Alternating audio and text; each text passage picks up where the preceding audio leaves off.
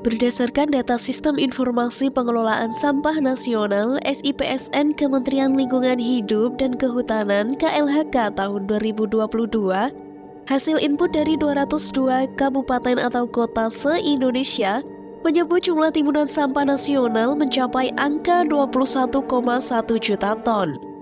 Dari jumlah total produksi sampah nasional tersebut, 65,71% atau sebanyak 13,9 juta ton dapat terkelola, sedangkan sisanya 34,29% atau sebanyak 7,2 juta ton belum terkelola dengan baik.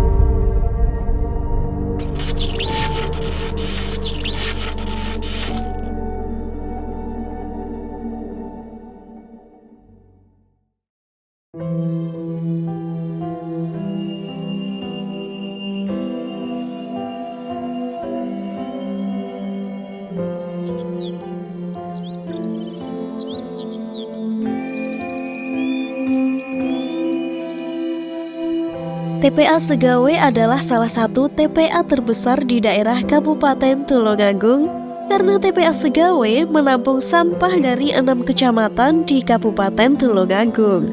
Sebuah tempat pengelolaan sampah yang sangat besar tentunya harus memiliki sesosok pahlawan yang mampu mengontrol segala kegiatan di dalamnya, yaitu Bapak Saroji, seorang pahlawan yang sangat berjasa yang mampu mengelola TPA Segawe menjadi TPA dengan reputasi yang cukup baik di Tulungagung. Perkenalkan, nama saya Saroji. Saya di sini sebagai mandor TPA dan saya sendiri mulai bekerja di kebersihan atau dulunya di PU itu sudah hampir 36 tahun, mulai tahun 1986. Sejarahnya dulu TPA Segawe kan hutan berantara, terus setelah itu hutannya dibabat, ditebang, terus ada ide pembuatan TPA di lokasi sini. Jadi dulunya TPA itu di Dongsoko, setelah itu tahun 92 itu TPA-nya dioperalih ke lokasi sini. Di dalam sini ada berapa pengolahan. Contoh, satu, pengolahan gas, penangkapan gas metan. Yang kedua, pengolahan composting jadi pupuk. Terus ada pengolahan air lindi, limbahnya sampah itu dikelola untuk pupuk cair. Dan di sebelah sana ada pengolahan IPAL itu untuk meletakkan hasil pemilah yang sudah dipilah-pilah. Ya khususnya pemilah itu yang diambil barang-barang yang laku dijual. Suatu contoh, ada jenisnya ada 11 atau 10 jenis yang laku dijual. Contohnya kalau khusus yang plastik, yang itu ya namanya PP, terus namanya HD, namanya Kebo, terus yang khusus rosok itu namanya Aqua, ada bak, terus ada lagi kaleng, terus beling, tulang, doplek, kerdus, terus nio, itu yang diambil sama pemulung. Dan sekarang ini pemulungnya kalau masuk semua itu sekitar 30 sampai 35 personil. Pekerja yang lainnya itu yang pertama yang khusus operator itu ada jumlahnya 8, itu khusus menangani alat berat ekskavator sama bulldozer. Terus yang ada 3 personil lagi untuk pengolahan kompos, itu pemilahan sampah khusus daun-daun jadikan kompos. Terus yang ketiga itu ada bagian saluran sama taman, itu ada 2 personil. Terus yang keempat ada khusus yang perempuan untuk menimbang sampah keluar masuk kendaraan.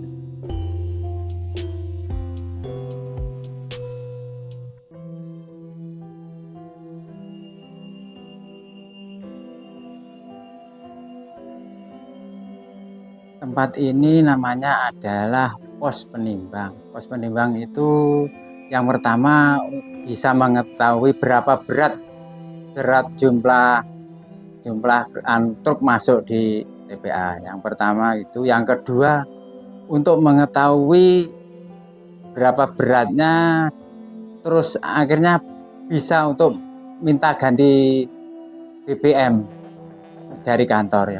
Yang kedua itu. Yang ketiga, beratnya keseluruhan di TPA sini melalui timbangan ini satu hari rata-rata sekarang 110 hingga 115 ton satu hari.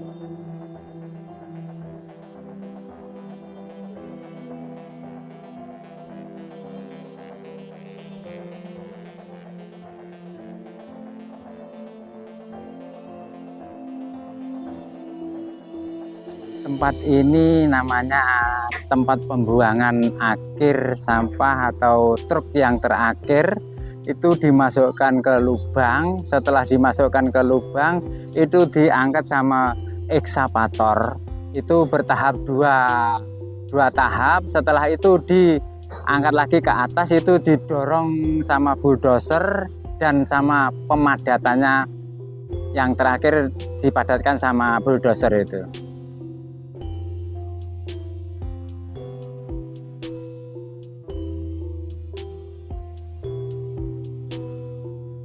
Ini lokasi untuk meletakkan hasil pemilah yang baru aja diambil dari pemilahan sampah yang baru ada datang dari kota. Terus setelah ini sudah selesai, sudah dikarung-karungi, ini nanti dibawa ke lokasi lapak. Dan yang ini adalah ruang pertemuan pemilah. Ini fungsinya kalau setelah gajian pemulang itu saya kasih namanya arisan. Arisan itu ya sekitar 50-an ribu, jumlahnya ada sekitar 70 orang personil, dicampur sama yang piket, itu ya modalannya sekitar 5 juta. Terus yang setelah ini di sana ada namanya lapak. Lapak itu untuk meletakkan hasil pemilahan rosok dari pemilah itu. Kalau sudah bisa diadik karung itu saya kasih di sini namanya lapak. Itu ada namanya 1 orang atau 2 orang itu masuk ke lokasi itu.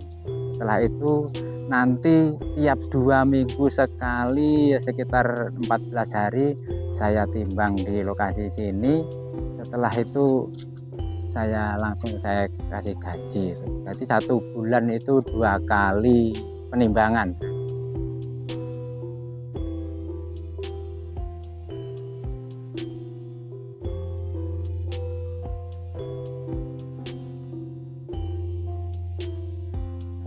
Ya, penangkapan gas metan mulai awal itu namanya ada pipa paralon 4 dim itu yang panjangnya 4 meter itu dilubangi semua, dilubangi keliling semua. Setelah itu ada sebuah drim minyak tanah atau drim aspal itu ya dilubangi semua, keseluruhan dilubangi. Terus pipa paralon yang 4 dim itu ditancapkan di tengah-tengah drim itu. Terus antara drim sama paralon pipa 4 dim itu dikasih batu kerikil. Terus itu ditancapkan ya sekitar 4 meter atau 6 meter. Terus setelah itu sumurnya pantau itu bukan jumlahnya ya sekitar 6 sampai 7. Setelah itu disambung di atas 4 dim dikecilkan jadi 2 dim. Terus setelah itu ditarik itu sama paralon yang putih-putih itu 2 dim. Terus masuk ke penangkapan gas metan, situ ada blower. Nah, blower 1 itu fungsinya 2 fungsi. Yang satu untuk menyerap gas metan dari bawah sampah, terus yang satunya untuk mendorong ke warga. Dan ke warga itu yang dulu sudah mencapai 120 kakak untuk masak warga Sopo, Desa Segawe, Kecamatan Pagerwojo. Tempat ini adalah pengolahan kompos. Kompos itu yang berawal dari daun-daun, ya itu bahannya itu ya dari kota, dari penebangan dari kota atau dari PLN, buangnya ke sini semua. Setelah itu dirincik sama teman-teman, setelah dirincik dimasukkan ke dalam itu namanya pencacahan, penggilingan kompos atau pencacahan. Setelah pencacahan yang dicacah sama mesin itu terus difermentasi.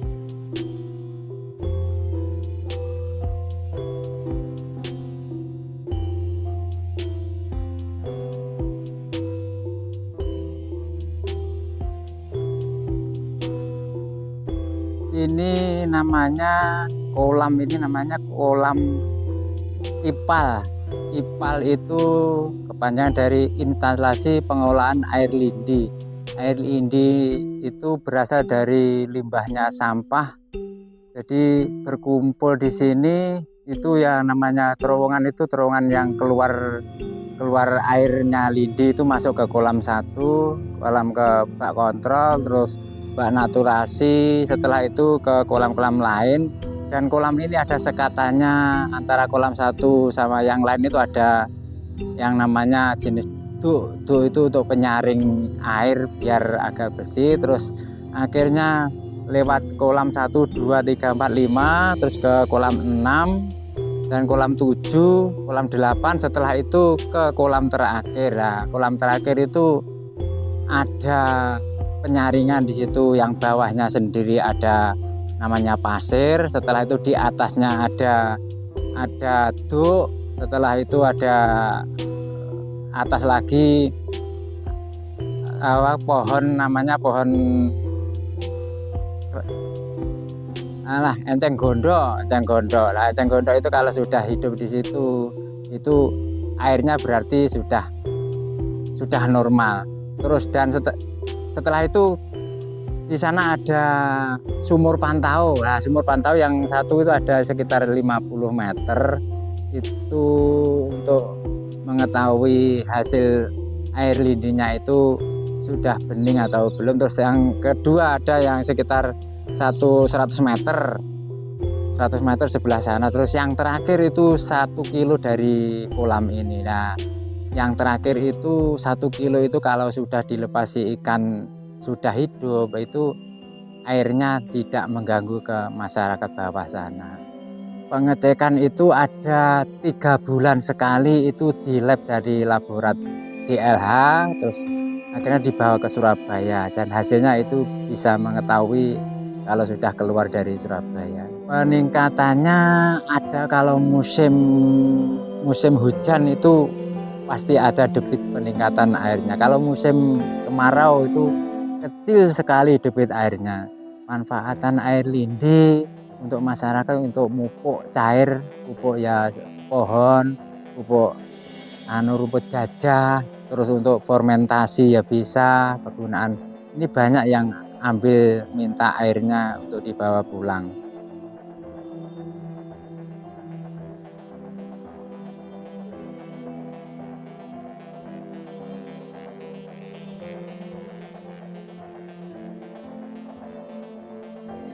Dampaknya kata sing negatif, Mas. Yang pertama, lek dalu niku baune kawan dindi dalu. Terus lek dalam operasi siang niku kata sing ceblok sampai kata sing tutup. Ngoten niku. Ya kepengine kados riyen kan mboten mampu. Riyen niku. Terus masa-masa ini kan mau ambune nemen ndak niku. Harian mboten mampu. Terus kali napa niku akses dalanan niku umpami dandani ngoten nggih. Saya kesane mboten nutup daerah sampah ngoten. Kali bake sampah niku kan kuwata sing bolong-bolong ngoten niku nutup. Di dalane nggih rusak niku nggih sak bake jebol kabeh dadi malah digawa gonjang-gonjang iki nutup.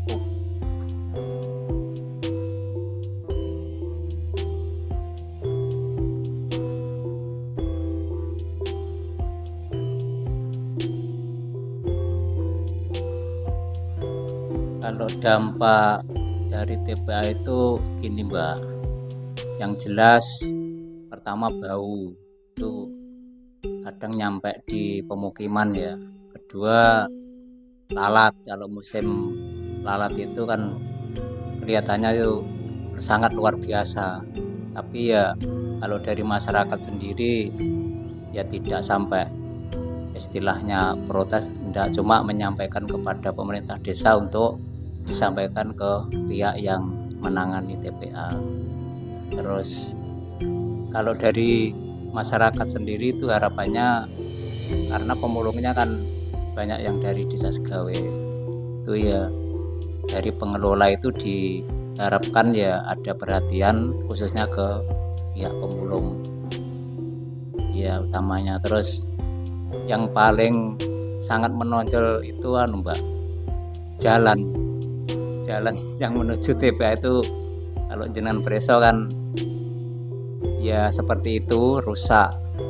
Itu kalau nanti teman-teman mahasiswa bisa membantu, tolong nanti jalannya itu kan ya paling tidak diprioritaskan lah, karena ini jalur TPA itu kan miliknya kabupaten. Kalau pemerintah desa itu ya bisanya cuma mengusulkan. Kalau membangun itu kan bukan ranahnya desa itu. Komplain itu yang pertama itu bau atau gonto sampah itu kalau bisa dikurangi. Tapi komplainnya di sini ya bisanya ya tanahnya diuruk, itu yang pertama. Yang kedua masalah lalat itu kalau ya lama menanganinya itu ya bisa komplain dari warga, soalnya lalat itu bisa beternak lebih cepat. Jadi kalau di sini paling minim 1 minggu saya semprot 2 kali, itu mengurangi lalat dari penyebaran ke warga sekitar. Itu masalah di demo itu kan masalah jalan untuk pembenahan jalan, tapi demonya itu kan salah sasaran. Mestinya demonya itu ke PU, kantor PU, masa jalan kan PU. Kalau penanganan sampah itu kan DLH. Tapi kalau tidak ke sini kan lama penanganannya demo itu di sama kantor itu. Akhirnya itu bisa berhenti 2 hari aja sudah komplain semua. Warga sekitar Tulungagung itu komplain semua. Terus akhirnya dibuka terus ada perjanjian antara pembenahan jalan sama pekerja sama Pak Bupati. Akhirnya clear, jalannya dibenahi, akhirnya dibuka sampahnya pintunya. Kalau saya pernah dipanggil sama Pak Peda, Pak Mandor TPA, ada ide bagaimana masalah TPA kalau sudah penuh. Ide saya gini Pak, yang sudah penuh sekitar 2 hektar atau 3 hektar itu dikembalikan ke perhutani, terus TPA itu geser ke sebelahnya kolam lindi. Usul saya gitu di Bapeda. Sampah dapat menjadi musuh sekaligus kawan. Maka dari itu, kita harus mulai membuka mata untuk menaruh perhatian kita terhadap permasalahan sampah yang masih kita anggap sepele. Mulai dari mengganti produk plastik untuk sekedar membawa belanjaan dengan produk tas yang lebih ramah lingkungan seperti dari kain, kardus, atau bahan lainnya. Hal kecil seperti inilah yang dapat membuat lingkungan menjadi lebih hijau.